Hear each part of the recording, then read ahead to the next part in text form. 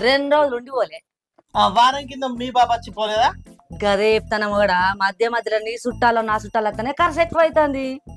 అరే అట్లనో ఇట్లనో సరదాలే గాని ఖర్చు ఎక్కువైంది అంటారా అని. సాధారణంగానే గాడికి వచ్చింది కథ.